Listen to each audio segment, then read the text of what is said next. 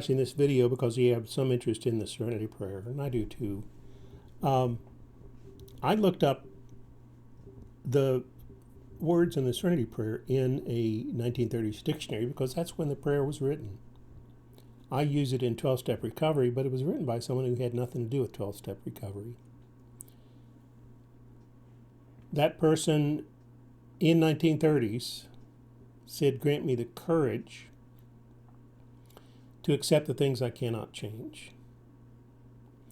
And the word courage in 1930s meant the heart as the seat of intelligence or feeling. That was an unusual turn of phrase. The heart as the seat of intelligence or feeling. It turns out that, as I understand it from the other definitions, the word seat means it's where the king sits. It's where the sovereign, where the leader, where the ruler sits. And when you have the heart as the seat of intelligence, it means the brain is not at the center of your intelligence. Your heart is at the center of intelligence. And of course, it means your courage.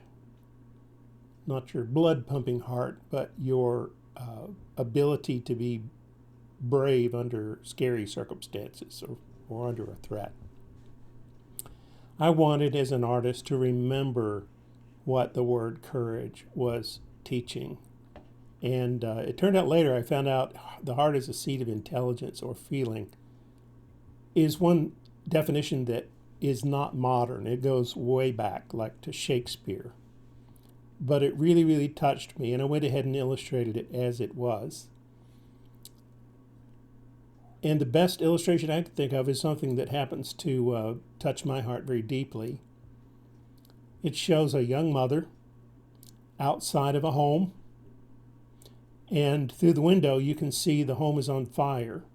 And there's an upstairs bedroom window where the drapes are actually being blown out the window with flames leaping from the drapes. And up in the window you can barely see that this is actually a bed, a crib, and inside the crib is a little tiny baby reaching its hand up. Here is the mother reaching her hand up, looking at her baby. And as you know, as you probably heard, despite people who want to run back into a building to save a loved one, the fire department will absolutely stop you. They do not want people running back into burning buildings because you can often end up with additional people being injured or dying. But when the heart is the seat of intelligence or feeling, the decisions that one makes when overcome with courage are not necessarily what the authorities would recommend. So here we have a friend or perhaps a neighbor trying to cling to her and trying to keep her from running in. We have a fire department. His hand has slipped, his or her hand has slipped off the arm. Here we have the arm of maybe a younger child of this mother. This child being safe. But the mother's attention, of course, is on the child that is not safe. And it is clear that, as clear as I could make it in the drawing, that this mother was determined to go back inside.